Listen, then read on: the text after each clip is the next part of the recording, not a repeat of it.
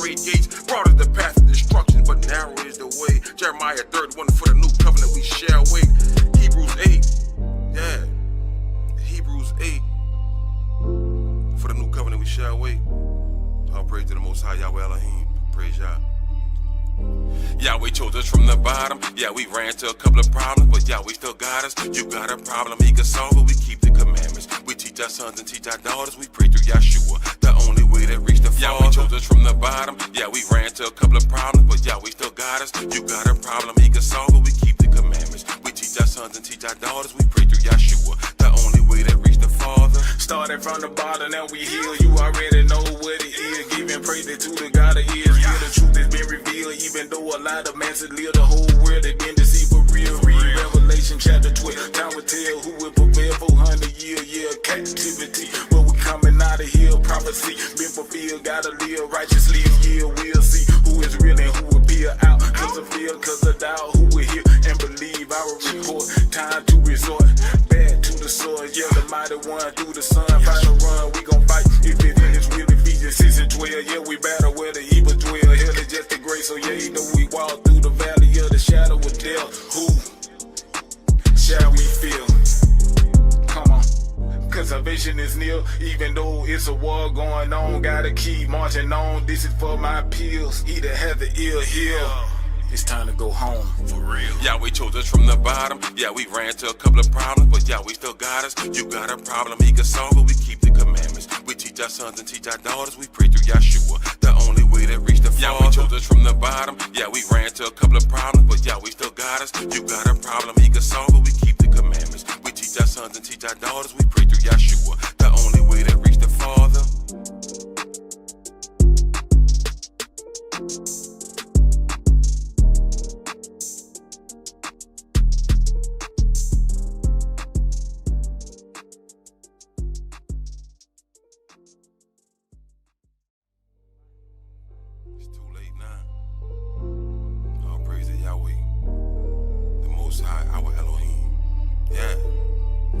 Yahweh chose us from the bottom. Yeah, we ran to a couple of problems, but Yahweh still got us. You got a problem, he can solve it. We keep the commandments. We teach our sons and teach our daughters. We pray through Yahshua, the only way to reach the Father. Yahweh chose us from the bottom. Yeah, we ran to a couple of problems, but Yahweh still got us. You got a problem, he can solve it. We keep the commandments. We teach our sons and teach our daughters. We pray through Yahshua, the only way to reach the Father. On a mission to snatch my people straight up out that fire. On a mission to snatch the lamb out the mouth of a lion. If you notice he ain't in the fold, leave the 99. Just say that brother or sister somehow we left behind. Should I leave the 99 sheep to go back for the one? I mean, that's still 99 and that's more than some. Yahshua came for the lost sheep, let's get him young. He might be seeking a change like the prodigal son. Wise as a serpent, homeless as doves, that's how we played. Black of these fiery arrows, strapped with my shoulder faith. Many are called, few are chosen with the script. Shalom Facebook, Shalom YouTube. Welcome to our history class. Tonight we are in the book of Esther, chapter 7. But does anyone have any questions before we start? Yes. I just got one question. Is there a possibility that the treaty, the 7 weeks, and then the medicine breaks that treaty within the 3.5 weeks? Could it possibly be? Is it any way possible it could be conceived that maybe it might be Israel and Iran instead of Israel and the Palestinians? Did you mention 7 weeks? Right, the 7 weeks and the treaty that's broken during the course of 7 weeks. You know, a lot of people think it's going to be like a peace deal broken between Israel and the Palestinians. Could it be Israel and Iran, maybe? Is it possible? Covenant's supposed to be made, right? Right. But in the midst of the covenant, it's going to be broken. Right. Right? So you got 3.5 years. Right. That leads to the 3.5 years of Great Tribulation. Right. So your question is the people that are going to be part of it. Part of the covenant, instead of like say, because a lot of people. I mean, it'll be a covenant between the Palestinians and the Israelis. Right. Yeah. I was just wondering, like, is it possible to be the Israelis and Iran, maybe? No. No, because when you look at Daniel, chapter 11, it says that Edom, Moab, and the chief of the children of Ammon are going to be saved from that one world order. So Iran, Persia would not be part of that scenario, Right, okay. except for the destruction of America. Okay. Other than that, they won't. There's nothing said about them for 1,000 years. Right. At the end of that 1,000 years, that's when they're gonna show up at our borders, along with Russia. Okay. Hmm. All right. Okay. That it? Yeah, because I know because Iran been. Iran, no, I don't see Iran asking the Pope for some to come get involved with it a little bit. I mean, the Pope has said a little There's too much something. animosity between Iran and Israel. Right. But there's a lot of animosity between Palestinians and Israel too. Right. But the deal is between them two. Okay. Right, the covenant will be between them two, so they're gonna have to sit down together at the table and do whatever they do to get peace in the land, make a covenant with Pope, so handle all that. We haven't heard too much from this Pope, other than him complaining about us deporting people. Oh, okay. But the courts just gave Trump a victory. They said Trump can now deport people anywhere on earth. It did? Hmm. Okay. Deport them to anywhere on Earth, or The deport people that are them here illegally, Well, he can send them anywhere he wants he to can send send them where they want to send them. In the country that'll take them, because their own country won't take them back. So what's that gonna kick off is people self-deporting up out of here, because they don't want to be sent to somewhere in Africa. And these are South American, Mexican people illegal. They don't want to go to Africa, so he count on them to self-deport. Makes sense. So that fulfilled part of that in Jeremiah then, huh? The beginning of that then, right? Every man gonna turn to his own land? Well, yeah, that I mean, talk about America. Minute, just coming out of America.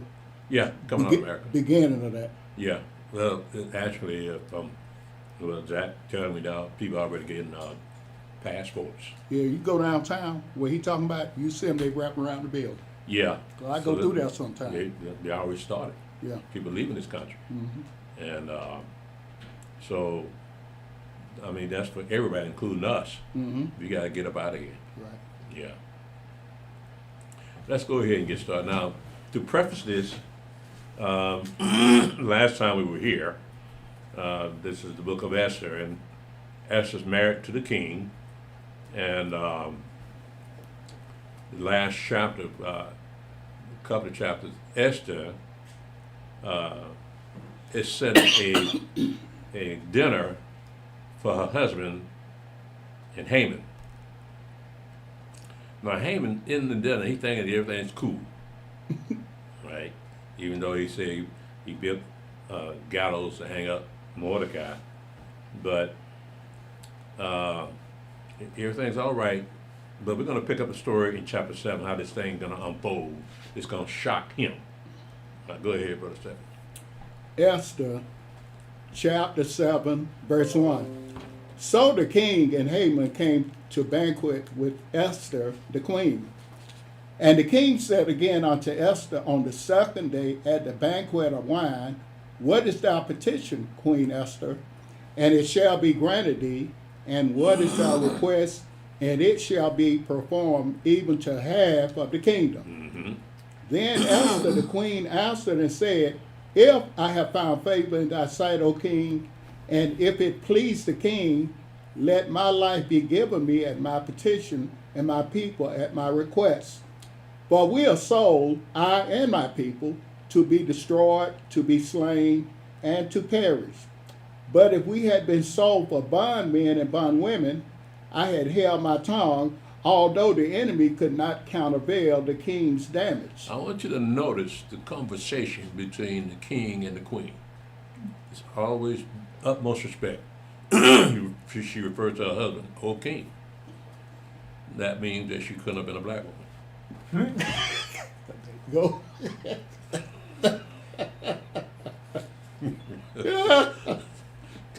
Well, one thing about it, he didn't know what she was, just looking at her, right? Nobody know what she was, red bone, bow-legged. Well, she had to be tough, bro.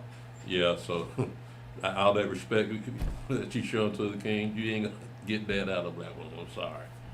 What you want? You hungry? Go to McDonald's. I ain't cooking that in this house. Go ahead, man. Esther chapter 7, verse 5. Mm-hmm. Then the king Ahasuerus answered and said unto Esther the queen, Who is he and where is he that durst presume in his heart to do so? Mm. And Esther said, The adversary and enemy is this wicked Haman. Then Haman was afraid before the king and the queen. Oh man, he didn't expect that. He did not expect it. He thought everything was cool. Gonna eat a good meal, chop it up a little bit, and be gone by the business. But now he been busted. Esther said, "This man trying to kill us, king, my husband, the one you like so much, that you give half a kingdom for. Yeah, he trying to get me killed. What you gonna do?" Go ahead, Steve. Esther chapter 7, verse 7. And the king, arising from the banquet of wine, in his wrath went into the palace garden, and Haman stood up to make request for his life to Esther the queen. For he saw that there was evil determined against him by the king. Mm-hmm. Then the king returned out of the palace garden into the place of the banquet of wine, and Haman was fallen upon the bed whereon Esther was. Then said the king, Will he force the queen also before me in the house? Mm-hmm. As the word went out of the king's mouth, they covered Haman's face. Mm-hmm. And Harbonah, one of the chamberlains, said before the king, Behold also the gallows 50 cubits high, which Haman had made for Mordecai, who had spoken good for the king, standeth in the house of Haman. Then the king said, Hang him thereon. He can't get a break that day. I mean, he got Harbonah snitching on him, telling the king, you know, he built the gallows for your boy Mordecai. You know that, right, king? So Esther don't like it, Harbonah don't like it, so you know he's in trouble. And then, go ahead, Brother Stephen. Esther chapter 7, verse 10. So they hanged Haman on the gallows that he had prepared for Mordecai. Then was the king's wrath pacified. Now, you see, justice was different back in them days. If you pissed the king off, you didn't make it through the day, no matter what. That's why you got to be always careful when you're around the king. Shlomo put that in some of his, in the Ecclesiastes, to be careful when you're talking to the king. So we have to learn that too, because again, we've been living in a society that everybody's equal, they say. Mm-hmm. But when you're a king, now you're in a different category. Mm-hmm. I mean, you can say, like, you greet the president, good morning, Mr. President, good night, Mr. President. No, you bow down to a king. That's what you do. Same thing if you meet Mashiach. First thing you do, bow down. Because he's a king. Go ahead, Brother Stephen.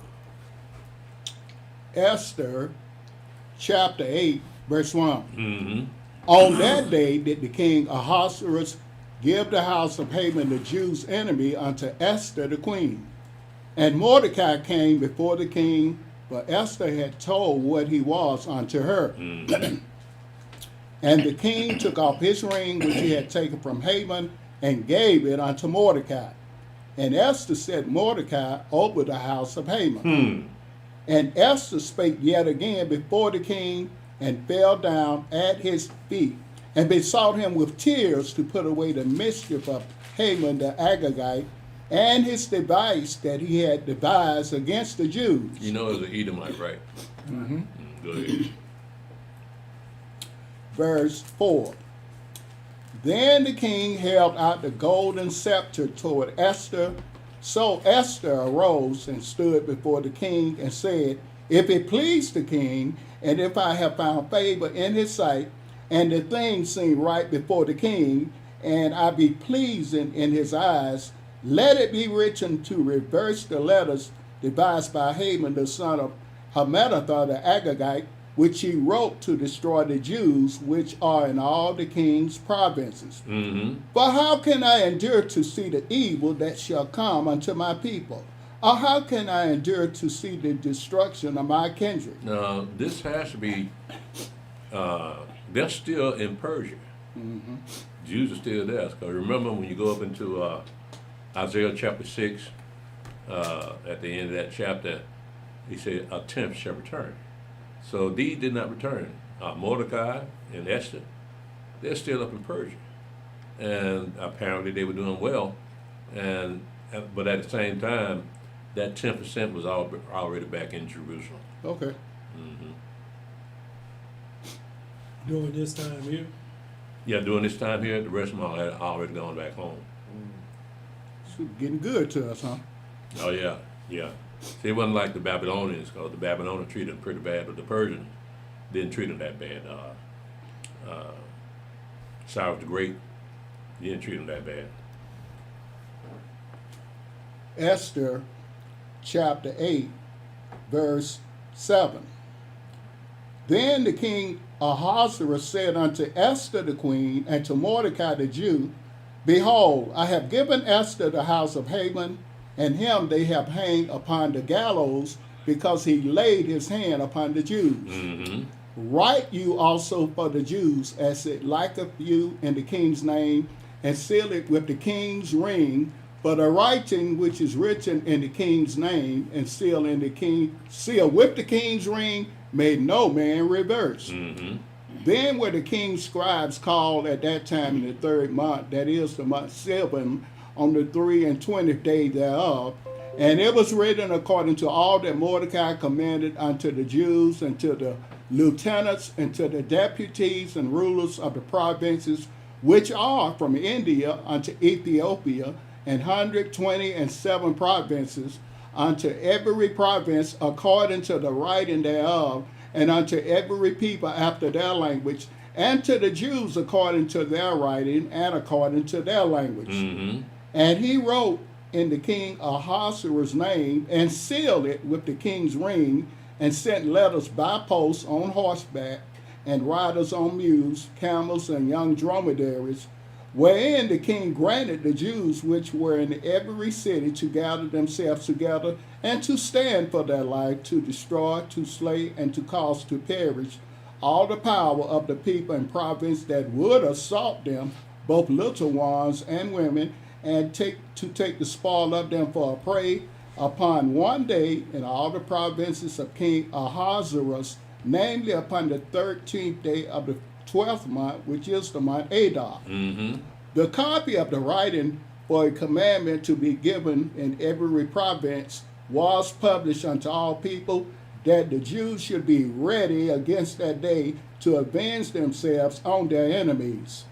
So the posts that rode upon mules and camels went out, being hastened and pressed on by the king's commandment. And the decree was given at Shushan the palace.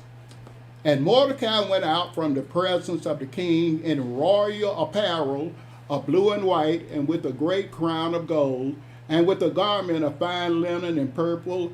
And the city of Shushan rejoiced and was glad. The Jews had light and gladness and joy and honor. And in every province and in every city, whithersoever the king's commandment and his decree came, the Jews had joy and gladness, a feast and a good day. And many of the people of the land became Jewish, for the fear of the Jews fell upon them. Mm-hmm. Now, in the 12th month, that is, the month Adar, on the 13th day of the same, when the king's commandment and his decree drew near to be put in execution, in the day that the enemies of the Jews hoped to have power over them, though it was turned to the contrary, that the Jews had rule over them that hated them. Mm-hmm. The Jews gathered themselves together in their cities throughout all the provinces of the king Ahasuerus, to lay hand on such as sought their hurt, and no man could withstand them, for the fear of them fell upon all the people. And all the rulers of the provinces, and the lieutenants, and the deputies, and the officers of the kings helped the Jews, because the fear of Mordecai fell upon them. Mm-hmm. For Mordecai was great in the king's house, and his fame went out throughout all the provinces. But this man Mordecai waxed greater and greater. Thus the Jews smote all their enemies with the stroke of the sword, and slaughter and destruction, and did what they would unto those that hated them. And in Shushan the palace the Jews slew and destroyed 500 men, and Parshanatha and Dalphon and Aspatha, and Paratha and Adalia and Aridaga and Parmasta and Arizi and Aradi and Vashiatha, and verse 10, the 10 sons of Haman, the son of Hammedatha, the enemy of the Jews, slew they, but on the spoil laid they not their hand. On that day, the number of those that were slain in Shushan the palace was brought before the king. And the king said unto Esther the queen, the Jews have slain and destroyed 500 men in Shushan the palace, and the 10 sons of Haman. What have they done in the rest of the king's provinces? Now what is thy petition, and it shall be granted thee? What is thy request further, and it shall be done? Then said Esther, if it please the king, let it be granted to the Jews which are in Shushan to do tomorrow also according unto this day's decree, and let Haman's 10 sons be hanged upon the gallows. In verse 12, it says, the king said unto Esther the queen, the Jews have slain and destroyed 500 men in Shushan the palace, and the 10 sons of Haman. And what have they done in the rest of the king's provinces? Now what is thy petition, and it shall be granted thee? And what is thy request further, and it shall be done? Now you can't say that to a black woman, because she'll take advantage of you. You say, I'm married to a simp. I can get anything I want. But she know how to play him though. Now this Esther know how to play him, because she always showed great respect for him. Always called him king. Don't call him by his first name. Always call him king. So that's the way things were done back in them days. So just give you a hint, a glance at the past, of how people address one another. It's totally different than what we do, what we say today. I just can't help but notice that how different things are with the women of today.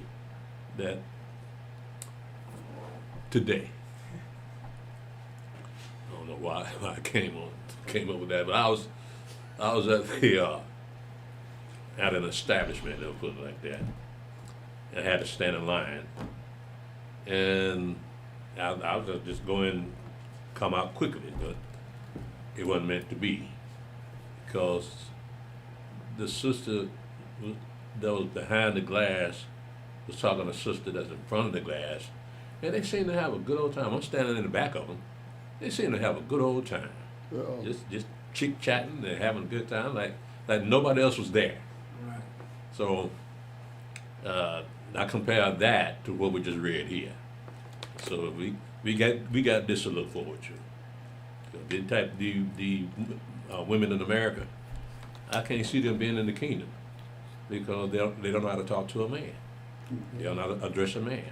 Yeah, go back what you said, bro. They got too much power. Yeah. They don't have to address a man. But what's going to happen when all that power gone? Well, you look at it now, their power is eroding. Yeah, but Slowly but surely. You can see it. They don't see it. Like that girl, what's her name? Jasmine Crockett. She got a hat brought to her, didn't she? Yeah. She was on a high for a minute, right? right.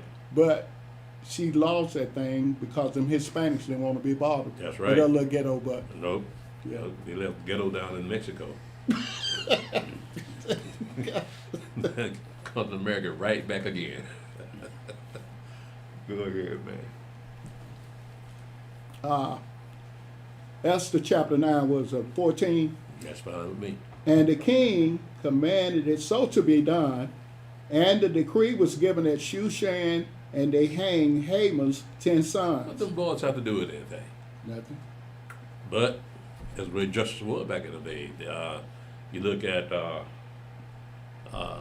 Achan, stole that Babylonian garment, that wedge of gold. He did the deed, but his sons and daughters had to pay the price, and his animals too. So that's what that shows is that the sons bear the sins of the father. That's right. That's not the way we're supposed to do it, but they're in another country. So in that country, the sons do bear the sins of the father. So your father saying we got to kill you too. Yeah. Don't that stop the revenge of them though? Revenge. Yeah, for killing their father or any of their family. For Darren to want to kill off Esther's kinsman, that was an insult to the king. But with Haman, the only sin that he committed was disrespecting Mordecai. Right. Having no gallows built to hang him on. So but what's them 10 boys he had? He didn't say that they did anything. I was just saying, you think they would have probably did revenge after what Mordecai had done to their father? Mm-mm. They didn't like him either. No. I mean, if the king didn't kill him, have him killed, Mordecai was too powerful for them to even think about getting revenge. Right, so it just, even his wife, Haman's wife, told him, "Hey man, you're in trouble because you messing with Esther's people." So and got all you made, that's for you. I know that they didn't kill her. I'm kind of like you. What those 10 boys? What did they do? They probably had humbled themselves after they seen what happened to their dad, right? They didn't want no part of that mess. Mm-mm. Yeah. But when the king said you gotta go, you gotta go. So I know it ain't your fault, but hey, I said you gotta go. So how much power a king got, man? Go ahead, Steve. He ain't got to worry about justice. He's the justice. Right? So either you do or you don't. You don't like it, you can leave. And that same thing happened to us when we went in the land of Canaan, right? We was commanded to kill everything in it, right? Mm-hmm. Basically everything they breathe, right? Mm-hmm. But what had them children done? They hadn't done nothing, had they? No. But you always say kill them. Kill everything up in there, man, women, and children. I'm Yeah. sorry. That in Jericho, that's what they did. They killed all them children. What them children do? The only thing them children did was you in the wrong place at the wrong time. That's all you can say about that. Well, you look at these countries that remembered everything the U.S. have done, and they that's why I say they come back for revenge because they never forget that. Yeah. So that's why I look at it, bro. In order for it to stop them from coming back on us, you better kill everything in that land. Yeah. If not, they coming back. Right. Yeah. But see, Trump trying to play both sides of the field. Mm-hmm. See, he want to get rid of that regime Mm-hmm. and put some more people in charge up there that he can work with, because he can't work with the Muslims. And because they tell lies all the time, they're trying to come to agreement. They don't want to do that. They play games. So Trump said, "I'm through with this. I'm blowing all y'all up." Let me ask you something else. Is it really one of those ayatollahs or whatever? One of the sons is gay. Is that real? I haven't heard that at all. Yeah, it's Steve. been all over the screen. Y'all heard about it? One of them boys is gay. How do you know all these things, Steve? I mean, we didn't hear about it. You hear about I it? hear about You hear it. about it? Pull it up when you get through with your class. Y'all with me? I don't care. Yeah, but one of them is gay. And then one of the guys said, one of them Gentiles, he said, you know what? They don't tolerate that. No, That's what I'm saying. they take them up on the hill and drop them off. They drop them off buildings. Mm-hmm. He said that. I know. Gentile said that. I know. That's common knowledge, man. Suppose them they got them people that call themselves gays for Palestinian. And oh, you ain't heard about that? I heard about that one. Gays for Palestinians. Yeah, and they got a story. Some of them went to Palestine, and they tried to warn. They will kill you over there, right? But they went anyway. I don't know what happened to them, but I think they came right back. They get off the plane. So these people ain't wrapped too tight, man. They think that they supporting the right cause, but you the wrong person. Nobody agree with your lifestyle. And you going over there and say, be on your side. Yeah, you be on your side. They'll be on your side. Yeah, go ahead. Go on up in there. Because they did some interviews with some of them, who was that, Palestinians. They said, we don't play that here. We don't have homosexuals among us. Right. Right? And so it's a strange thing for them to even hear that homosexuals came to Palestine. It's strange to hear. So they understand that that's a totally different culture over there. It's something they don't tolerate. So you got, again, a totally different culture in Africa. They don't tolerate it. Mm-mm. The president of Uganda said he's locking them all up, and that they're gonna stay locked up until one of them get pregnant. I heard that. I heard about that. They're gonna be there for a minute, ain't they? Yeah, it's a wrap, man. It's a done deal, bro. Let me ask you something. You know you gotta get on with your class. Those Asians, they really don't go along with that. I don't think that's quite open in the Asian countries.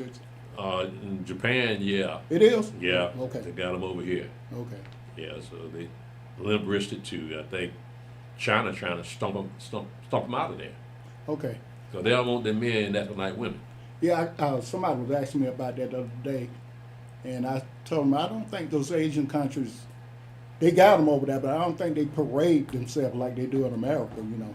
No, well, I don't know, maybe about 5 years ago, maybe 6, there was a club over there in Japan, and the club caught fire and killed a bunch of folk, but it was a homosexual club. Somebody did that, didn't I don't know, man. They didn't let nobody else know how that happened, they? but Probably Washington. yeah, them people burned alive, bro. Somebody set that place on fire, but it was a homosexual club Okay. in Japan. I stand to be corrected then. Because I didn't really know what they tolerated, how they did, whether they allowed it openly, whether they tolerated or what. I didn't know. Yeah, China don't tolerate it. Yeah. Oh, China don't. No. Okay. They say some of our men starting to look like women.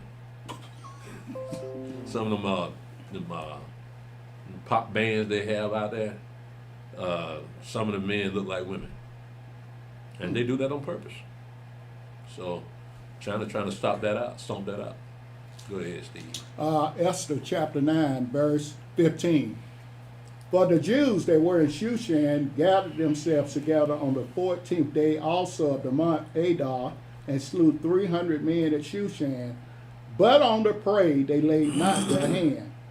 But the other Jews that were in the king's provinces gathered themselves together and stood for their lives, and had rest from their enemies, and slew of their foes 70 and 5,000. But they laid not their hands on the prey. On the 13th day of the month Adar, and on the 14th day of the same rested day, and made it a day of feasting and gladness. But the Jews that were at Shushan assembled together on the 13th day thereof, and on the 14th thereof, and on the 15th day of the same they rested, and made it a day of feasting and gladness. Mm-hmm. Therefore the Jews of the villages that dwelt in the unwalled towns made the 14th day of the month Adar a day of gladness and feasting, and a good day, and of sending portions one to another. Mm-hmm. And Mordecai wrote these things and sent letters unto all the Jews that were in all the provinces of the king Ahasuerus, both nigh and far, to establish this among them, that they should keep the 14th day of the month Adar and the 15th day of the same yearly, as the days wherein the Jews rested from their enemies, and the month which was turned unto them from sorrow to joy, and from mourning into a good day, that they should make them days of feasting and joy, and of sending portions one to another, and gifts to the poor. Mm-hmm. And the Jews undertook to do as they had begun, and as Mordecai had written unto them, because Haman the son of Hammedatha the Agagite, the enemy of all the Jews, had devised against the Jews to destroy them, and had cast Pur, that is, the lot, to consume them and to destroy them. But when Esther came before the king, he commanded by letters that his wicked device, which he had devised against the Jews, should return upon his own head, and that he and his sons should be hanged on the gallows. Mm-hmm. Wherefore they call these days Purim, after the name of Pur.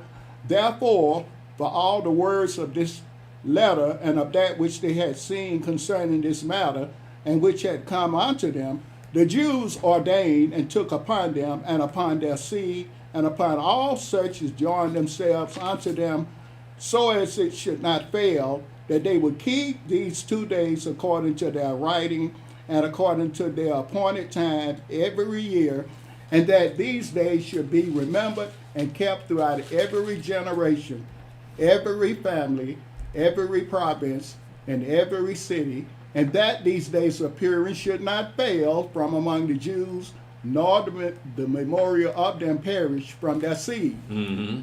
Then Esther the queen, the daughter of Abihail, and Mordecai the Jew, wrote with all authority to confirm this second letter of Purim, and he sent letters unto all the Jews to the 127 provinces of the kingdom of Ahasuerus, with words of peace and truth, to confirm these days of Purim in their times appointed, according as Mordecai the Jew and Esther the queen had enjoined them, and as they had decreed for themselves and for their seed the matters of the fastings and their cry. Mm-hmm. And the decree of Esther confirmed these matters of Purim, and it was written in the book. And the king Ahasuerus laid a tribute upon the land and upon the isles of the sea, and all the acts of his power and of his might, and the declaration of the greatness of Mordecai, whereunto the king advanced him, are they not written in the book of the chronicles of the kings of Media and Persia? For Mordecai the Jew was next unto King Ahasuerus, and great among the Jews, and accepted of the multitude of his brethren, seeking the wealth of his people, and speaking peace to all his seed. Now, we have an Ahasuerus in the book of Nehemiah. This is not the same Ahasuerus. So what is the term Ahasuerus is just a title, like Lord, those type titles. So it's and Darius is also a title. It's not a name, except for Darius the Mede. That was a name, but the rest of the Dariuses, those are all titles. So we come to the end of our history class. Now it's time to start all over again. So let's go to the book of Genesis.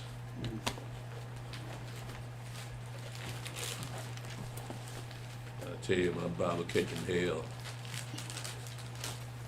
I'm trying not to open up that Bible you gave me, I know. I know. but I hate for it to go through what I'm putting this one through. But see, these Bibles were not meant for Israelites. They're meant for religious people because they know they ain't gonna open up the book at all. See what I'm saying? He gonna last forever, huh? Yeah, look at you see Zach book. Yeah. Yeah. Zach don't play. Yeah, they weren't made for Israelites. You must read your book on your job, huh? Yeah. Trained everywhere. Yeah, we got to make some more kind of books for just for us because these here is meant for white people because they know white people don't read this all the time like we do. Let's go ahead and start in all over a brand new season of the history class. Genesis chapter 1, verse 1. In the beginning, Elohim created the heaven and the earth was without form and void, and darkness was upon the face of the deep, and the spirit of Elohim moved upon the face of the waters. So when did it become a circle? Right. It's a globe, isn't it? That's what they say. Isn't that what white folks say it is? It's a globe. Isn't that what you first see when you go to kindergarten? You see a globe. So, but this says the earth was without form and void.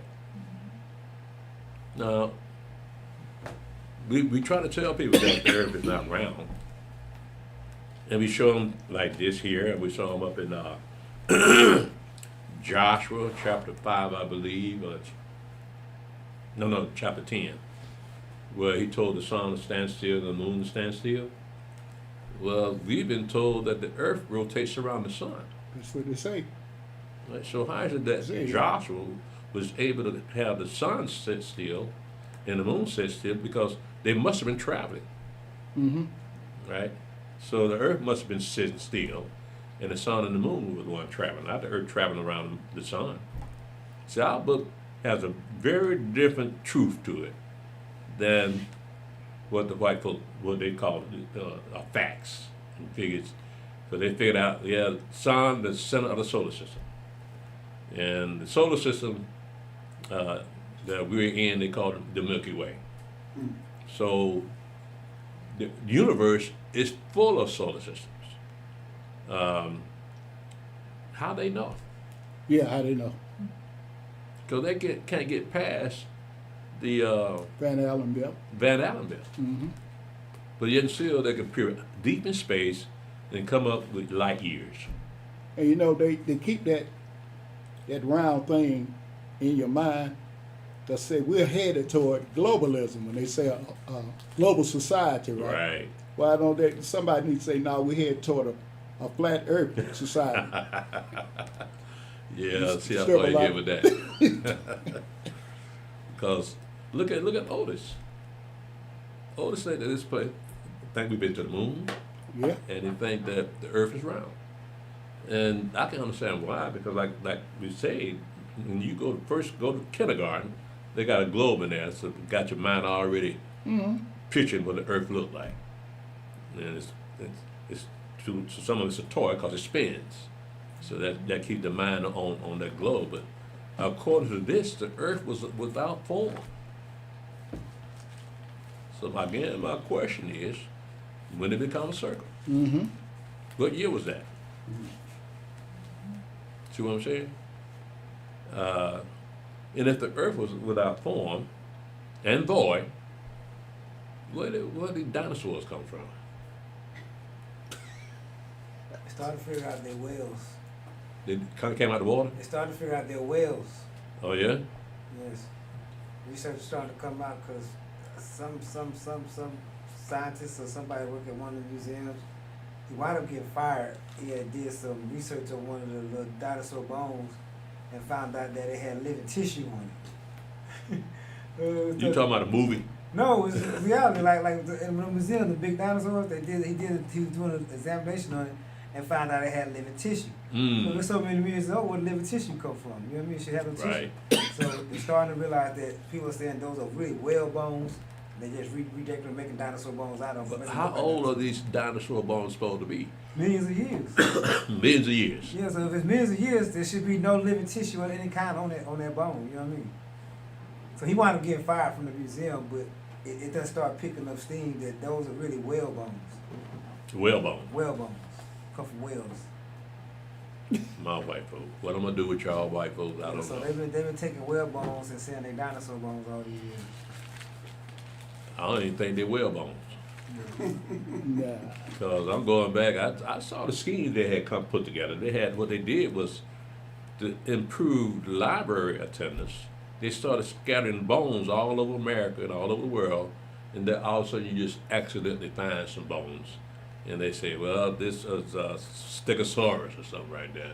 They got, how they know the head of that dinosaur looked like, right? So they got the skull, so they add meat to it, something that looked like meat, so they made their own face. How you know the dinosaur skull is supposed to look like that? Right. But that's my white folks. And They always right. And they get donations and money for that nonsense too. Yeah? Yeah. Yeah, so, They was anyway. yeah. Well, at least, they try. They had me believing in dinosaurs when I was a little kid. The thing is they're against this. Right. They want their own explanation. Mm-hmm. So they don't want an explanation from the Bible. So they come with their own explanation, come up with the Big Bang Theory and millions and trillions of years old. You know it's that old. Were you back in them days, trillions of years ago, and you had a calendar? And you counted down the days and months and years from a trillion years ago? I mean, I like my white folks. But there comes a time you have to draw a line in the sand. Enough, white people. Right. Enough. You had Steph Curry when he came up with that. Yeah, well, They took Steph Curry and NASA got it, shut him down. Then yeah.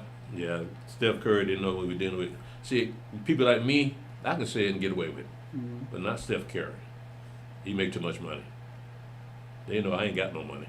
You got a bunch of white, young Judites and Gentiles. They question that thing about man going to the moon and the flat Earth. Yeah. They say the Earth is round, flat. It's not round. Yeah.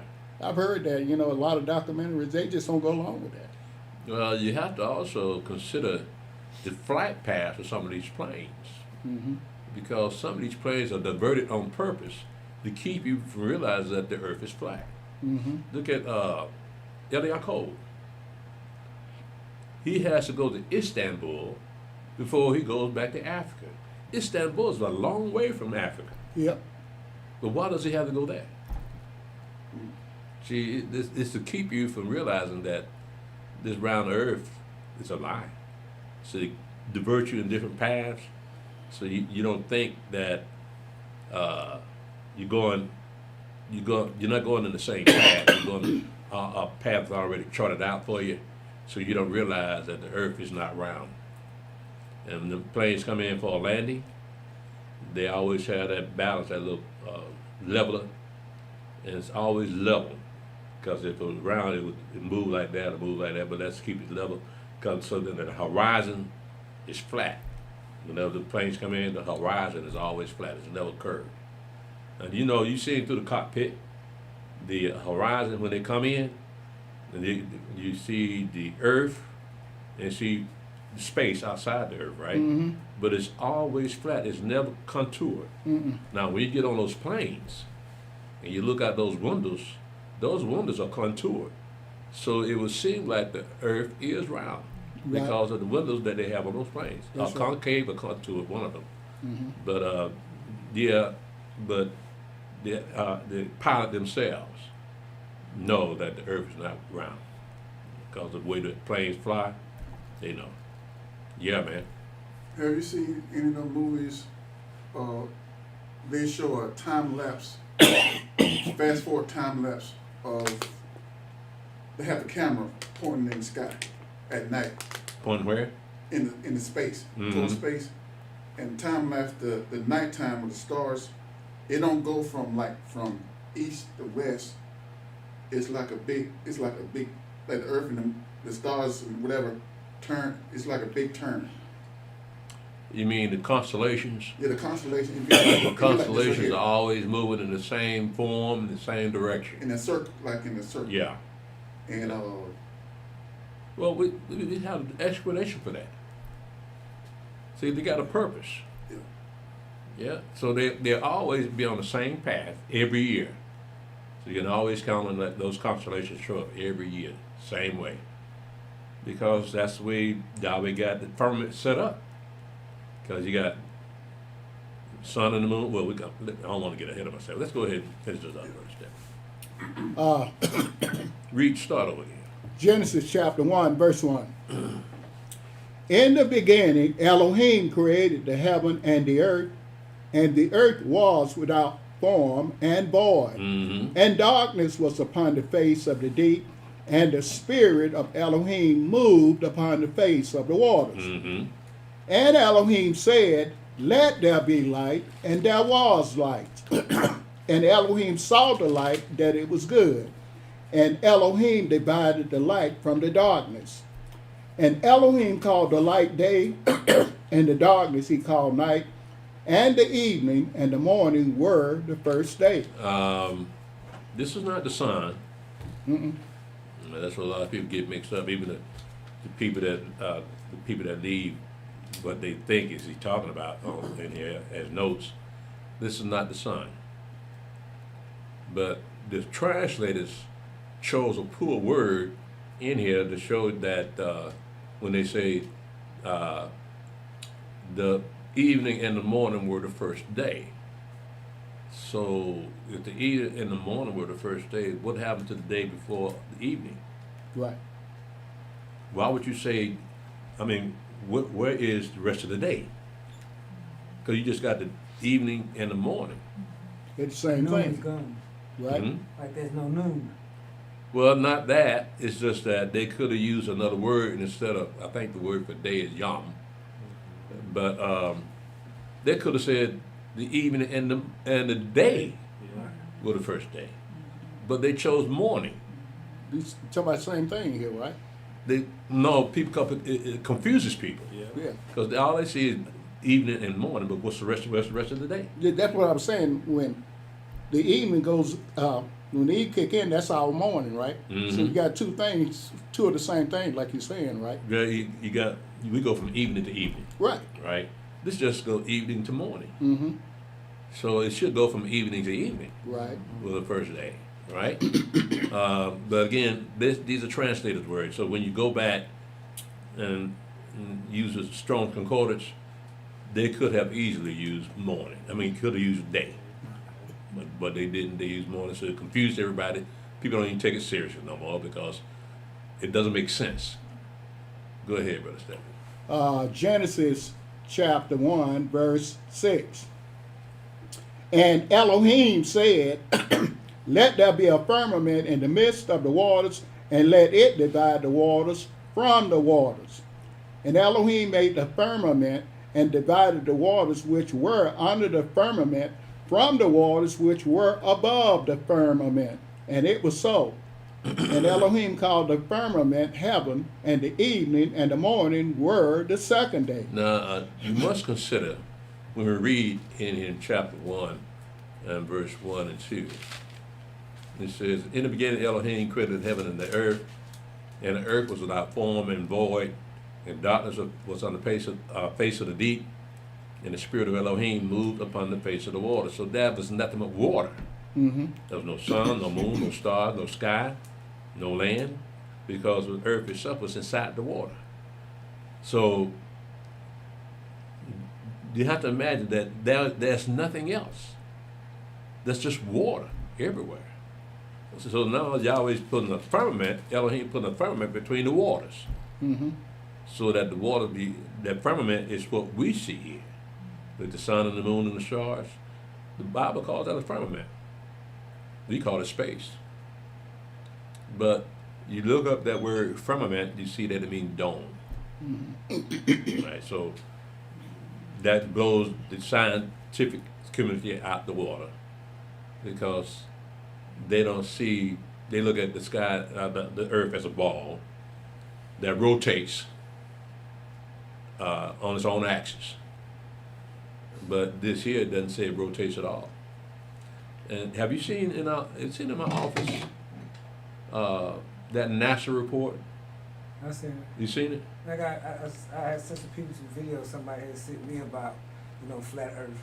Okay. And NASA talking about flat Earth, NASA knows it's flat. And they got a lot of stuff online about the Earth being flat. They even showing AI where they going to the edge of the Earth and the snow is falling off out into space.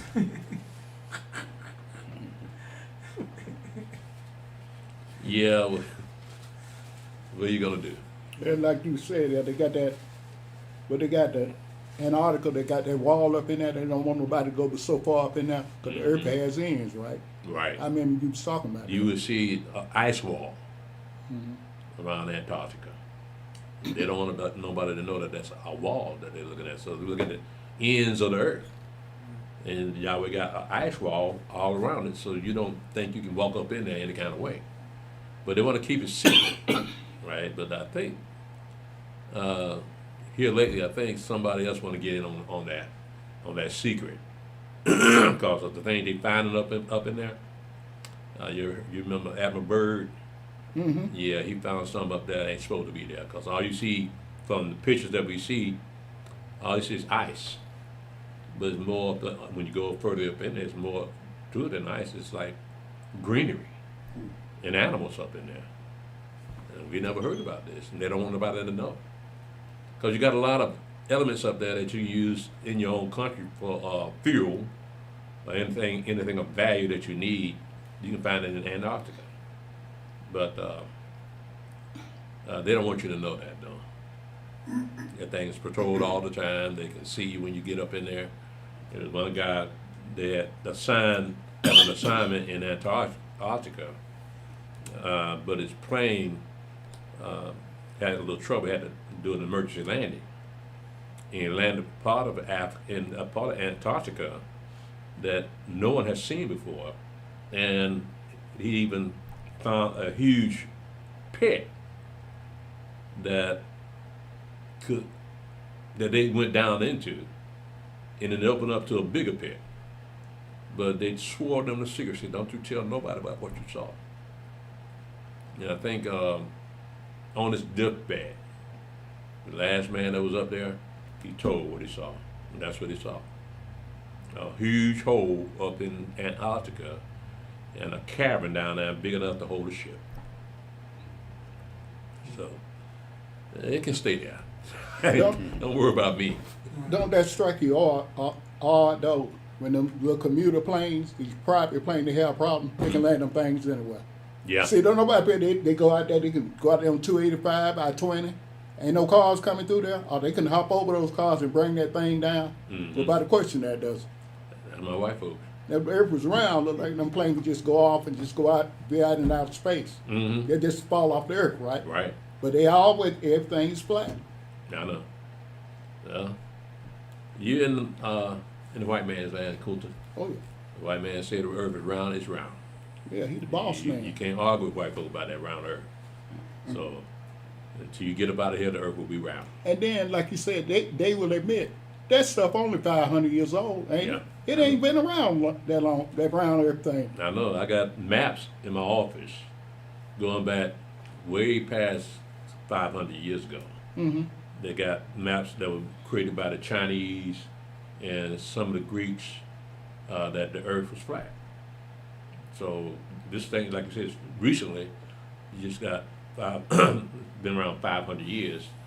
I think Copernicus was part of that thing that caused people to believe. Copernicus and Galileo Oh, okay.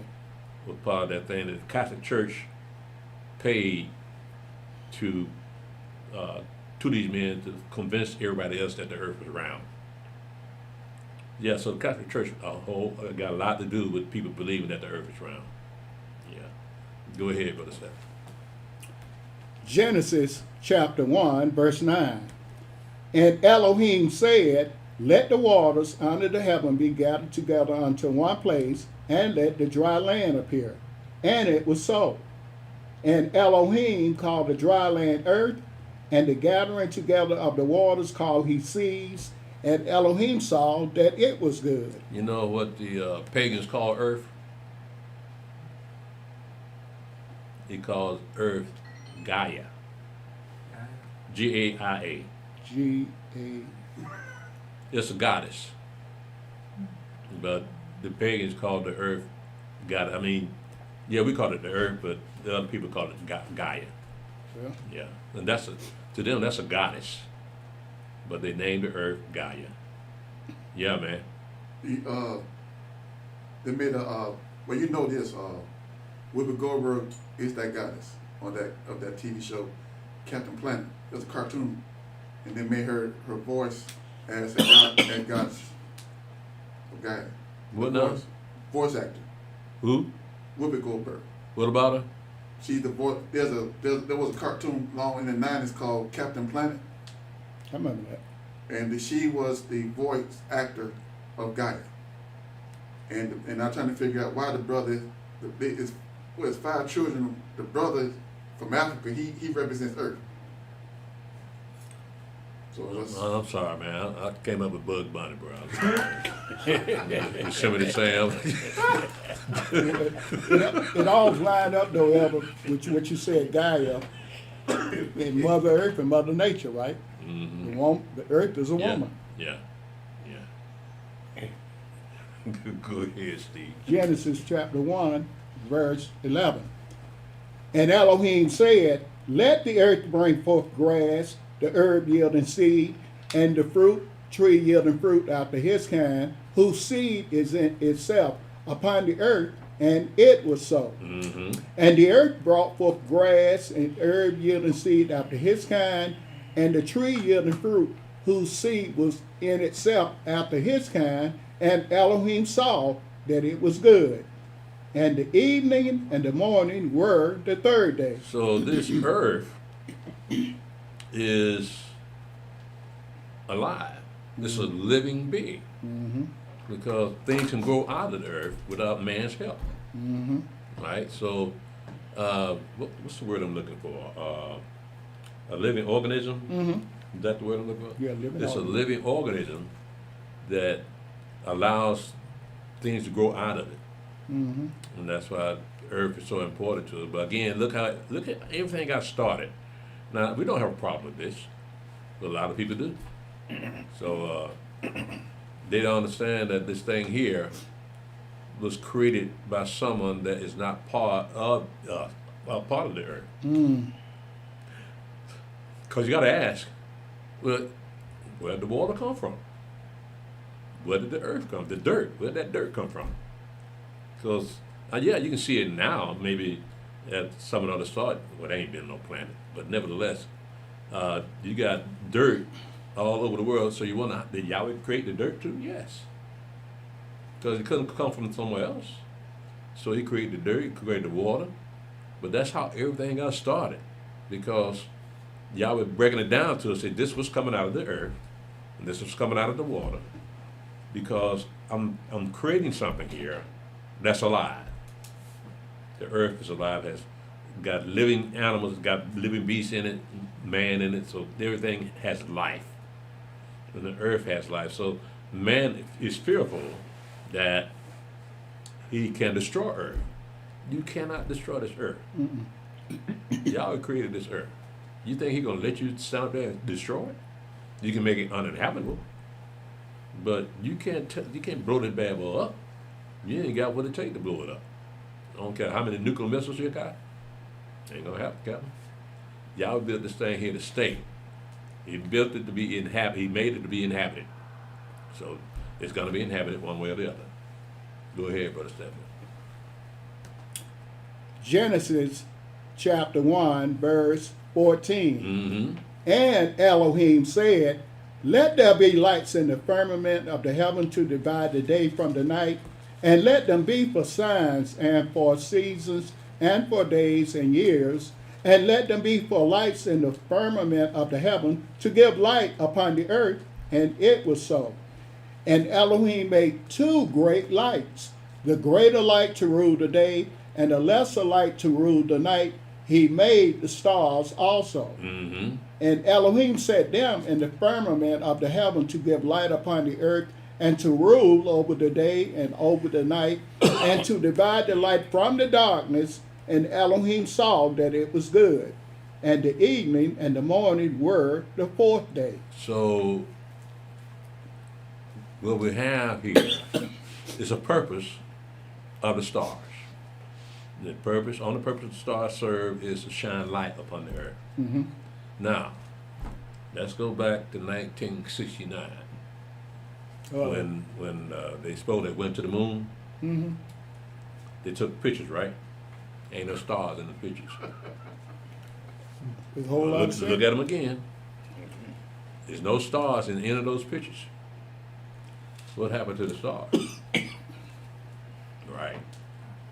It's all set up. They say it did it in Disney Studios. So, I mean, they got extra footage for them being on the moon, but they had a fluorescent bulb fall out the ceiling. so let you know that none of that thing was true. But that's the game they were playing back in them days, though. Kennedy wanted to go to the moon to beat the Russians before the Russians get there. And so they made it all up. And they went to the moon. One small step for man, one giant step for mankind. Rifle had a rolling, didn't it? Yeah, So they got this heaven out there in space is a vacuum, right? Yeah. How did they fire that thing up to return back to the earth? And who was there filming it? And I saw that flag. When they got there, they had the American flag, right? Right. That bad boy moving back and forth. Right. Oh, man. Yeah, we've been talking about this for years. But who pays attention to us? And also they carried a golf club and a golf ball. Yeah, yeah. Right. And hit it, this supposed to travel for, no, Right. it would not, it would have Got a hole in one? That's a good point, Em. They playing golf on the moon. Come That's on. right. White folks, do you not know we catch on one of these days? But you I know Yaphet means let us make wide, let us enlarge, but you gave a good term for Yaphet. I had it down, puffed up. But now, Puffed up. puffed up, yeah. Arrogant, very Yeah. arrogant. Yeah, he can't help it. Yeah, so we in his land now. And so we've learned the ways of the heathen because they black folk get puffed up over what? You ain't got nothing to be puffed up about. Yeah, man. I got one of your notes on this Bible. Well, what it say? Psalms 136, verse 5 and 9.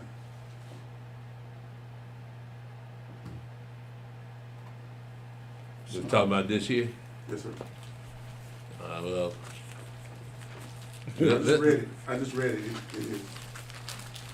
well, let's see why we can go. You brought it up. Psalm 136. Yes, sir. Verse 5 to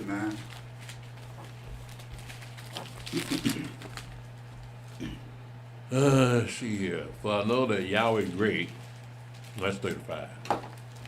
To him that by wisdom we come right back. Let's see. To him that by wisdom made the heavens, for his mercy endureth forever. To him that stretched out the earth above the waters, for his mercy endures forever. To him that made great lights, for his mercy endures forever. The sun to rule the day, to rule by day, and for his mercy endures forever. The moon and stars to rule by night, for his mercy endures forever. So, yeah, well, they'll just reiterate what we just read here. And show you that that knowledge did not change over all that time, from Moshe's Torah to the book of Psalms. We see that they have that same mindset that this is what really happened in the earth. And I'd rather believe something that go further back in time, because the further back in time you go, the closer to the truth you'll come. So after all that time, it ain't got time. The truth ain't got time to be added to, covered up, because the truth is pure. The truth. So this, what we have here, is the purity of how everything got started. So it wasn't no. It cannot be a what you call it, evolution. It couldn't have nothing to do with evolution, but that's something white folk came up with to compete with this story here. The only problem they have is that they think the Bible is a Christian book, so they attach religion to this. So they think they get away from religion and come up with their own story. No, you never read this. This book was written by people that y'all don't know, have any clue of what these people are about. Go ahead, Brother Stephen. Genesis chapter 1, verse 20. And Elohim said, let the waters bring forth abundantly the moving creature that has life, and fowl that may fly above the earth in the open firmament of heaven. And Elohim created great whales, and every living creature that moveth, which the waters brought forth abundantly after their kind, and every winged fowl after his kind. And Elohim saw that it was good. And Elohim blessed them, saying, be fruitful and multiply, and fill the waters and the seas, and let fowl multiply in the earth. And the evening and the morning were the fifth day. And Elohim said, let the earth bring forth the living creature after his kind, cattle and creeping things, and beasts of the earth after his kind. And it was so. And Elohim made the beasts of the earth after his kind, and cattle after their kind, and everything that creepeth upon the earth after his kind. And Elohim saw that it was good. Now, also I want you to take notice. No one died yet. No animals died yet. We got the birds, beasts of the field, cattle, nothing dead yet. And we got, thus far, 5 days of creation. And we got plants and animals and all these things. Death is not coming to the earth yet. So these things are still alive. A day, Yahweh, is 1,000 years with us. So we got 1,000 years per day, and nothing dead yet. Go ahead, Brother Stephen. Genesis chapter 1, verse 26. And Elohim said, let us make man in our image, after our likeness, and let them have dominion over the fish of the sea, and over the fowl of the air, and over the cattle, and over all the earth, and over every creeping thing that creepeth upon the earth. Mm-hmm. So Elohim created man in his own image. In the image of Elohim created he him. Male and female created he them. Now, nobody asked a question about this particular verse here, verse 26. The first question they should ask is, and it says, and God said, let us make man in our image and after our likeness. Well, God is singular. How is it that now we got more than one man talking? One person talking said, let us. Who's this us? Mm-hmm. Right? Nobody stops and looks at that. But you got to stop and look at it because you got a singular referencing a plural. So how can one singular word, God, have us as more than one? I mean, it's a simple question, but nevertheless, what it shows is that you can't use that particular title to say, let us make man in our image and after our likeness. You have to use a Hebrew word, which is Elohim. Mm-hmm. That makes more sense than to say God and us. Because God is singular and us is plural. But again, you got to look at the translators and not understanding that they don't want to use the Hebrew word Elohim. Instead of using their own word, they use God. And so now you got a conflict here of terminology and protocol when it comes to sentence structure. So they can't justify saying, let us make man after our own image and our likeness. It's more people talking here than just God singular. It's somebody's involved in the conversation. When they said, let us, somebody's talking to somebody else, said, we want to do this. Mm-hmm. Right? So that means that the only word you can use for God is Elohim. Mm-hmm. So Elohim denotes the plurality of Yahweh. In other words, Elohim will contain, that term will contain Yahweh, Israel, and the angels. That's right. That's who's talking here. Yahweh, Israel, and the angels. Got to remember how important Israel is. We're named after Yahweh's firstborn son. But to use Elohim is better than to use God. They don't want you to think this has anything to do with Hebrew at all. But yeah, you screwed up and let us learn how to read. I'm sorry. We're going to check this thing out. So everything has a name, right? Yeah. God, the Father, Yah, the Son, Israel, and the angels. We got two of their names. Mm-hmm. So we know the angels have names, but Yah just allowed two of their names. That's but all. they got the Father, the Son, and the Holy Spirit, right? Mm-hmm. The Father is God, the Son is Jesus, the Holy Spirit don't have a name. Why? See how that's screwed up. I mean, God got a name. You put them all on the same plane, right? Mm-hmm. But the Holy Spirit don't have a name. Why didn't they give the Holy Spirit a name? John or Joe? Yeah.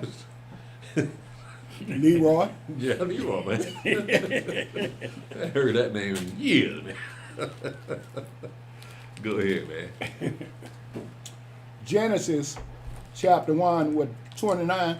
28. 28.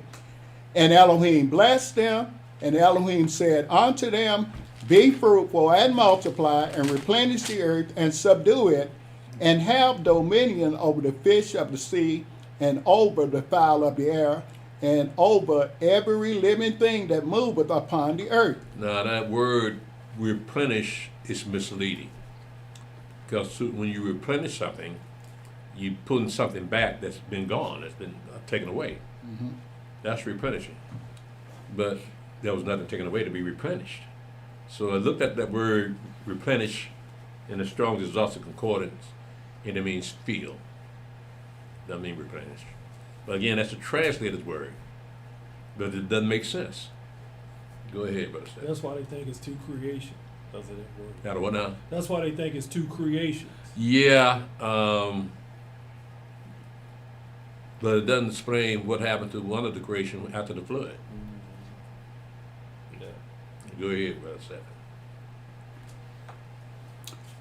Genesis chapter 1, verse 29.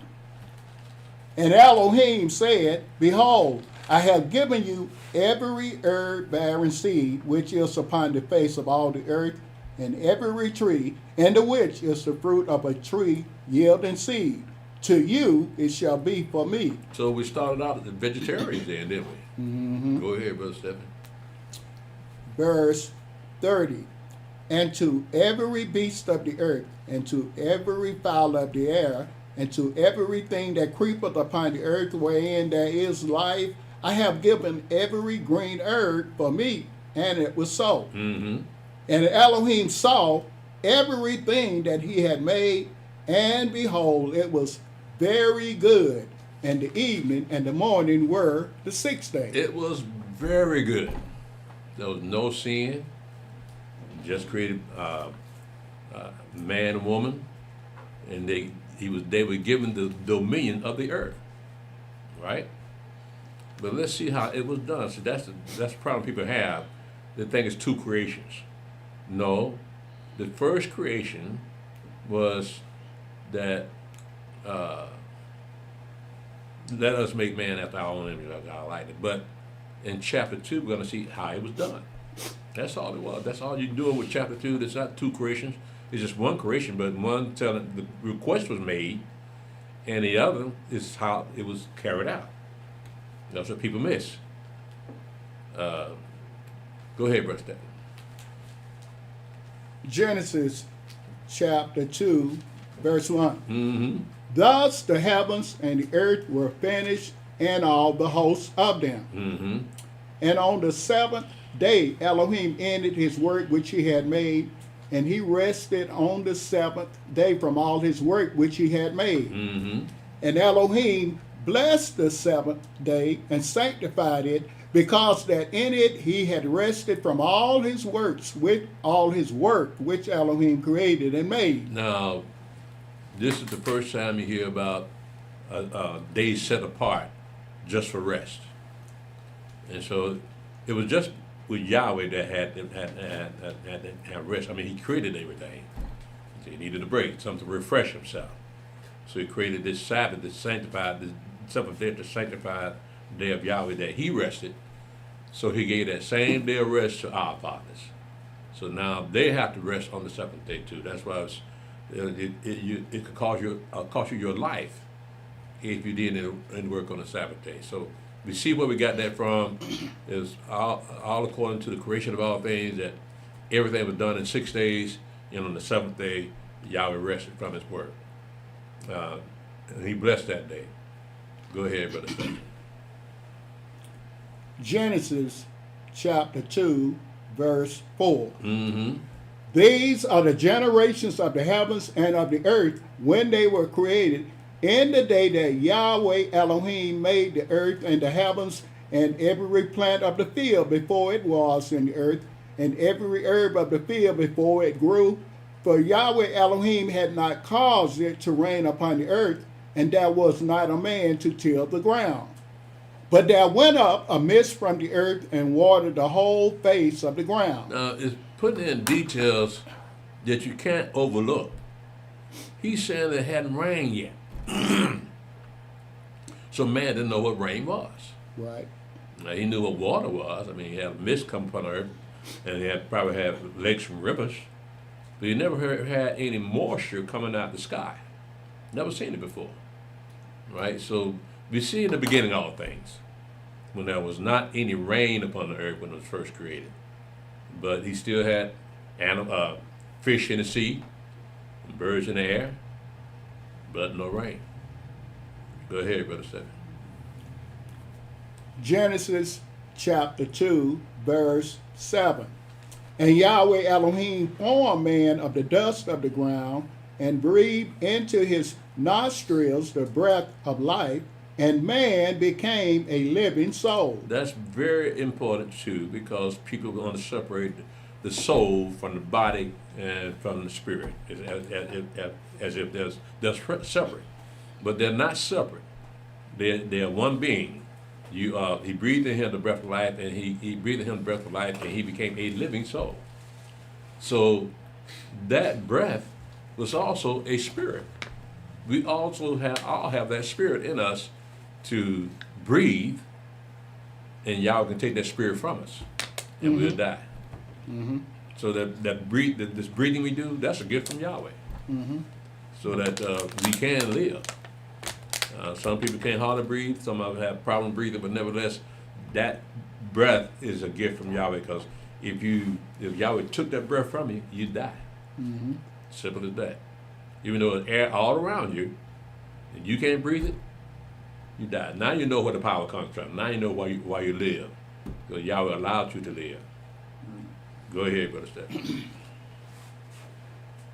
So, hold on one second. He said, and Yahweh Elohim formed man of the dust of the ground and breathed into his nostrils the breath of life, and man became a living soul. So the dust of the ground is not pink. Because all we see is a white Adam and a white Eve, half naked. But we want to get that clear, that from the dust of the ground, that dust was not, didn't come close to the color white. Right, so it must have been a dark color. Adam was a dark man. Judging by what the statement would say here when it said the dust of the ground, yeah. Go ahead, Brother Stephen. So, I mean, that dust of the ground, I can't remember now, we said the earth is a living cell, right? So that dust was part of that living cell, and Yahweh just formed man out of it and breathed in him the breath of life. So now the first man is in the image of he who created him. Go ahead, Brother Stephen. Genesis chapter 2, verse 8. And Yahweh Elohim planted a garden eastward in Eden, and there he put the man whom he had formed. And out of the ground made Yahweh Elohim to grow every tree that is pleasant to the sight and good for food. The tree of life also in the midst of the garden, and the tree of knowledge of good and evil. Now, apparently, Adam was created somewhere outside the Garden of Eden, because he had to put him in that garden. So where was he created at? It doesn't say. But as you can see here, in verse 9, it says, and out of the ground made Yahweh Elohim to grow every tree that is pleasant to the sight and good for food, and the tree of life also in the midst of the garden. And I'm supposed to read verse 8. And Yahweh Elohim planted a garden eastward in Edom, and there he put the man whom he had formed. So the man was formed somewhere outside of the garden. Go ahead, Brother Stephen. Genesis chapter 2, verse 10. And a river went out of Eden to water the garden, and from thence it was parted and became into 4 heads. The name of the first is Pison. That is it which compasses the whole land of Havilah, where there is gold, and the gold of that land is good. There is a bdellium and the onyx stone. And the name of the second river is Gihon. The same is it that compasses the whole land of Ethiopia. And the name of the third river is Hiddekel. That is it which goeth toward the east of Assyria. And the fourth river is Euphrates. And Yahweh took the man and put him into the garden of Eden to dress it and to keep it. And Yahweh Elohim commanded the man, saying, of every tree of the garden thou mayest freely eat, but of the tree of the knowledge of good and evil thou shalt not eat of it. For in the day that thou eatest thereof thou shalt surely die. Now, one of the clues, and I always ask this question when it says, and Elohim created heaven and earth, I always ask this question, who was there to see that? Who was there to see all the things that Yahweh created in the beginning? Who was there? Who saw that? Well, Nobody was there. This is what Yahweh's telling Moshe. Because Yahweh knew one day man would wonder where all this stuff come from. See, he made Moshe write all this stuff down so man will always know where everything came from, where the earth came from, where the sky came from. He got it all in detail here. And the reason we know this is a story being told to Moshe is because of what we just read here. And for instance, in I pick up verse 10, it says, "And the river went out of Eden to water the garden, and from thence it was parted and became into 4 heads. The name of the first Pison, we call that the Nile River today. That is it which compasses the whole land of Havilah, where there is go." Well, how did Havilah get a name in the beginning? There was no Havilah back in them days, but then these are signposts. Let me give you another example. Verse 12, and the gold of that land is good. There's bdellium and an onyx stone. Then the name of the second river is Gihon, that would be the Blue Nile. And the same is it that compasses the whole land of Ethiopia. How did they know Ethiopia's name was going to be there at that time? Mm-hmm. As a matter of fact, it wouldn't start out as Ethiopia, it started out at Cush. So who changed this? But again, it's a story being told to Moshe to write this stuff down. So these landmarks, these names we have here, that's to let you know that this is what you call them now. So you don't get confused as to what everything was called back when it was being created. So this is what you call now, so you can get an idea of what the boundaries are, right? It says again, and the name of the third river is Hiddekah, which is we call Tigris today.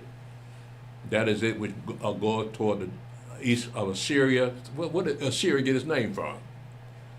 Because you ain't got but one man.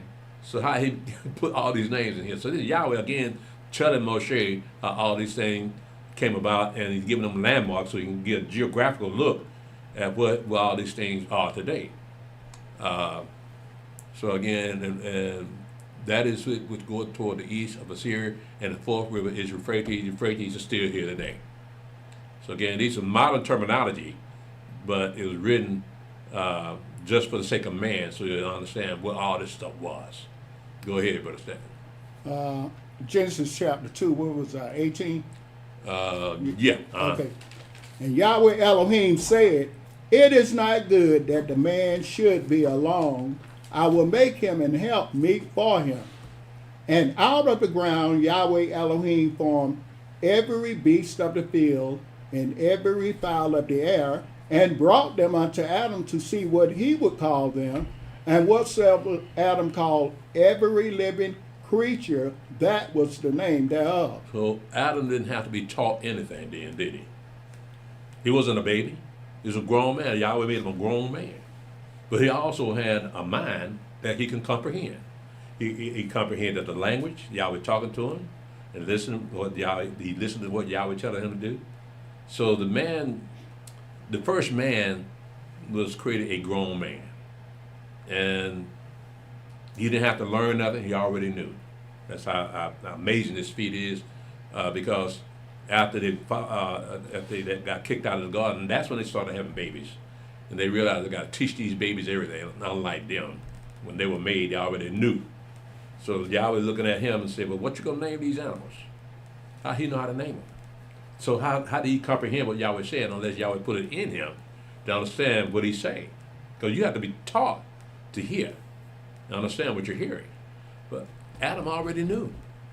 Go ahead, Brother Stephen. Genesis chapter 2, verse 20. And Adam gave names to all cattle, and to the fowl of the air, and to every beast of the field. But for Adam there was not found an helpmeet for him. Mm-hmm. And Yahweh Elohim caused a deep sleep to fall upon Adam, and he slept. And he took one of his ribs and closed up the flesh instead thereof. And the rib which Yahweh Elohim had taken from man made he a woman, and brought her unto the man. Mm-hmm. And Adam said, This is now bone of my bones and flesh of my flesh. She shall be called woman because she was taken out of man. Mm-hmm. Therefore shall a man leave his father and his mother, and shall cleave unto his wife, and they shall be one flesh. And they were both naked, the man and his wife, and were not ashamed. They wasn't aware that they were naked. Clothes wasn't around back in them days, so they're not looking at each other to lust at each other. Just two created beings, and one's supposed to help the other. And he has made this first woman his wife, but he doesn't give her a name yet. All they call her is woman. So, woman, come here. I'm gonna stop here and open up the floor for questions. Does anyone have any questions before we dismiss? Yeah, man. You just read just now. I just want a question I want to ask is on verse 24. Mm-hmm. It says father and mother. So I'm trying to figure out what. Yes, good question. Where did you get the idea of mother, father and mother? Right. Because Adam was created from the dust of the earth. He didn't have no mother, right? Yes, sir. So Eve was created from Adam's rib. So how can she have a mother? So, in other words, when Adam and Eve were created, they didn't have a navel, did they? Right. It wasn't born, it was created. That's right. Well, let's see. Let's explain that question. Let's go to Matthew chapter 19. Let me share explain it.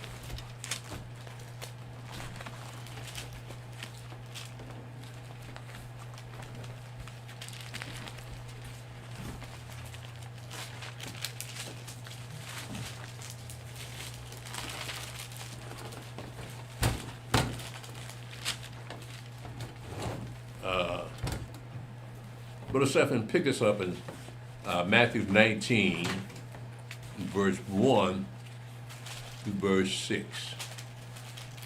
Let's see, because you got a point there, because it says, therefore shall a man leave a father and mother, and the two shall be one flesh.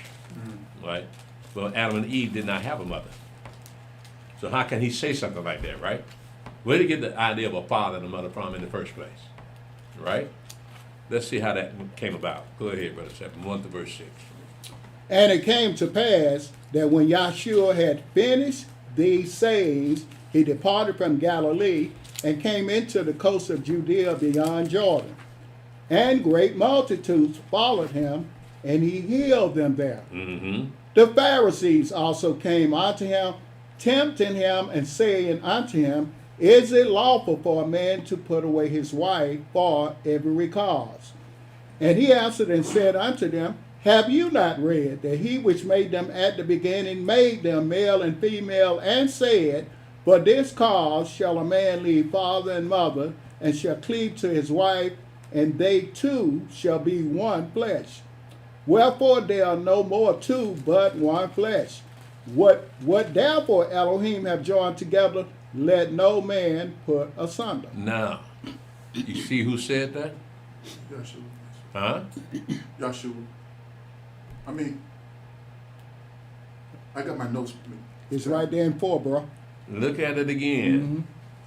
In verse 4, he says, And he answered and said unto them, Have you not read that he which made them, that which had made them at the beginning, made them male and female, and said. Right.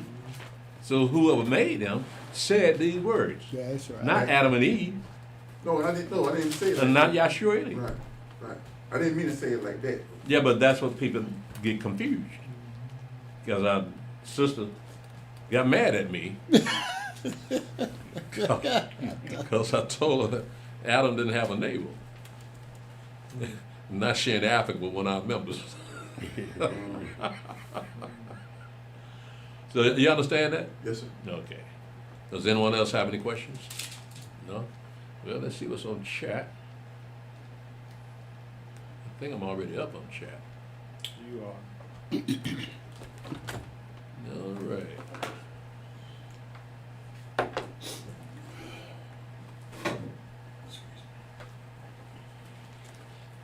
I have Shamayan Yasharala Elder on Facebook.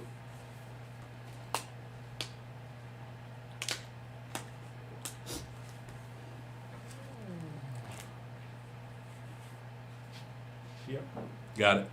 Okay. Shalom, Sister Shamayam. Shalom, Visha Judah. Shalom, Morning Crisp. Shalom, Brother Eliyahu. Hope you're feeling fine, my brother. Shalom, Julius Brown. Shalom, Gregory Rucker. Shalom, Susie Garman. Shalom, Sister Naraya. Shalom, Brother Abraham. Shalom, Brother Yaakov. Shalom, Elder Haran. Shalom, Elder Alahayim and Mother Malaka. Shalom, Lonely Red Wolf.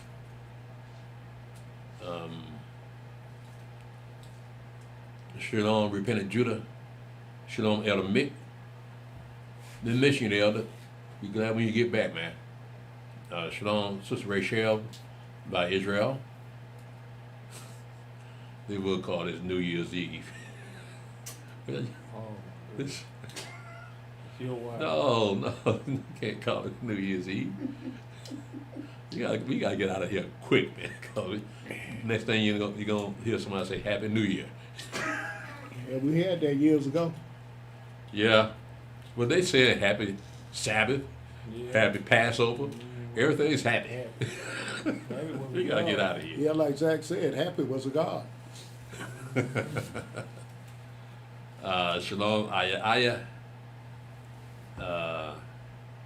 Shalom, Brother McAnderson. Shalom, Yahweh Song. Shalom, Esther Yasharala. Shalom, Melinda Curry. Shalom, Brother Benaiah.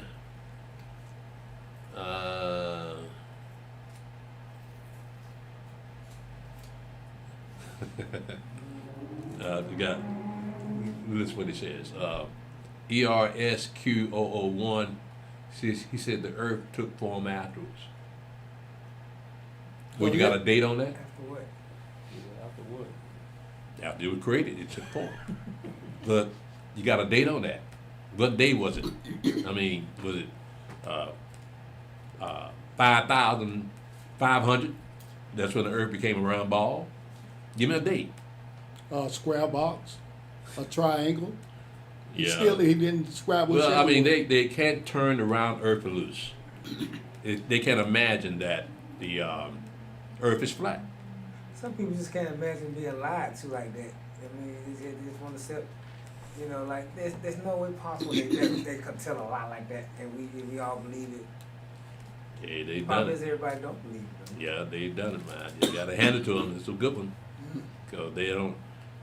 They make people that believe in the flat earth that make them look stupid. But you're trying to make the Bible look stupid. That ain't gonna work. Shalom, who wants to know? Good to hear from you. You think you can make it to the holy days, man? That starts, when is it, 31st, Yeah. the Passover. 31st. We got, oh, let me remind you that we have a new moon service tomorrow. We have the first of the month, first of the year, first day of the month. We're celebrating that tomorrow, so let me invite y'all before I forget that we're going to have a new moon service tomorrow evening. So just pull us up when you can. It says, who wants to know? I'm surprised you all are talking about the shape of the earth. There are videos of airline pilots saying the earth is flat. There it is there. Mm-hmm. Thank you, brother. Who wants to know? I'll be glad when you get your name, man. Shalom, brother Hodiah. Who wants to know? Allegedly, the moon landing was filmed in a Hollywood studio. These are so-called conspiracy videos. Yeah, well, when you got a fluorescent bulb falling out the ceiling around the space capsule, yeah, let's put a damning evidence. So the guy you are talking about is Admiral Byrd, who saw those things in Antarctica. That's correct. Who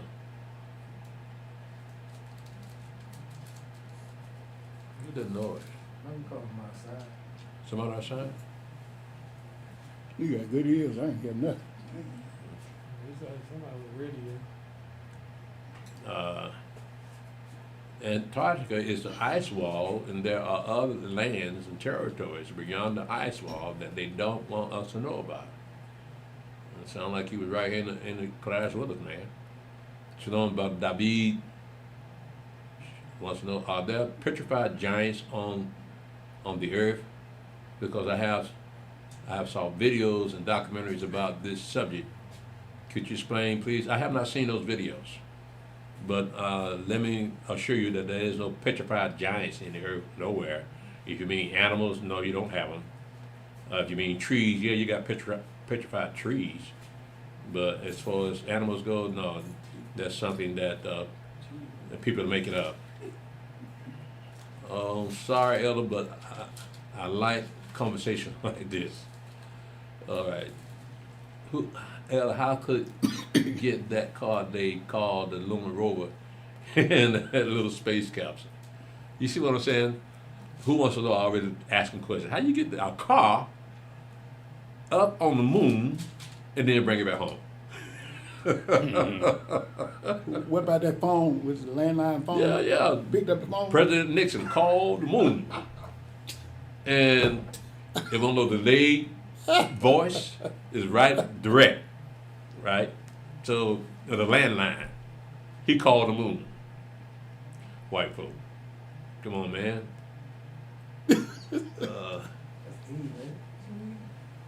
Our white folks got game, bro. Shalom, Brother Levi, the believer. Yeah. Shalom, Sister Yamina. Shalom, Edra ben Israel. Elder Stephen is right. It's the Ayatollah son that's gay. Mm-hmm. That's why they haven't put him in charge. Trump laughed hard when he heard it. It's been all over the screen. Yeah. Trump said, "This a rap right here." All they got is that little boy. Clarence Marks and Sister Yulita, shalom. Don, shalom.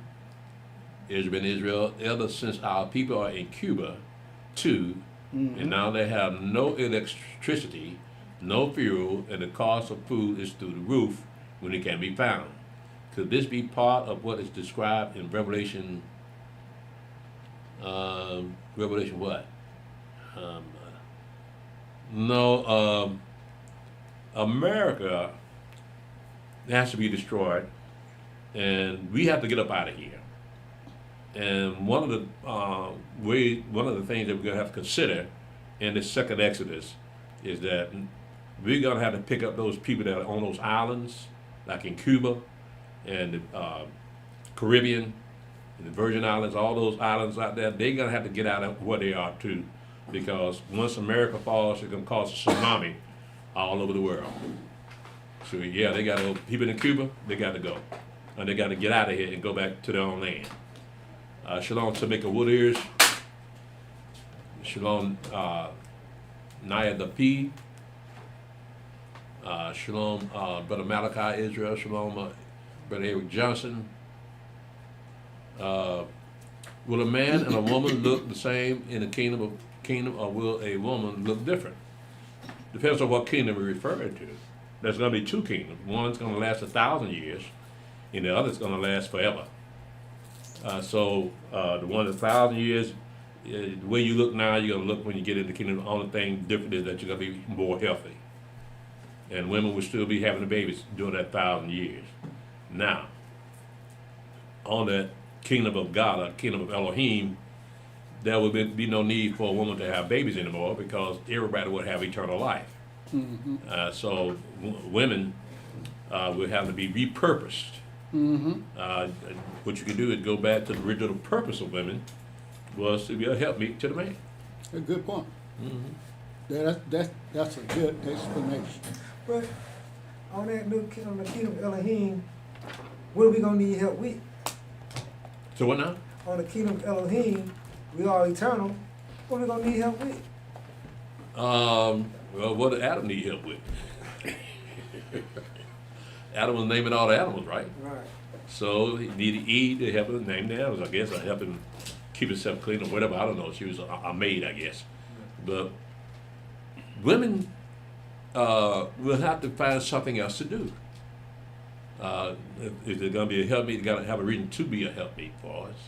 So it might be the fact that maybe she's helping around the house, keeping the house clean, all that stuff. Because if they're still married, then they still have to maintain their roles as the man being head of the wife, and the wife taking care of the house. So there won't be any children now for her to bring forth. So she don't have to raise children anymore. So, like I say, she has to be repurposed, but we don't know what she's gonna repurpose to. We'll see if she gonna still be a helpmeet. So what else can she be?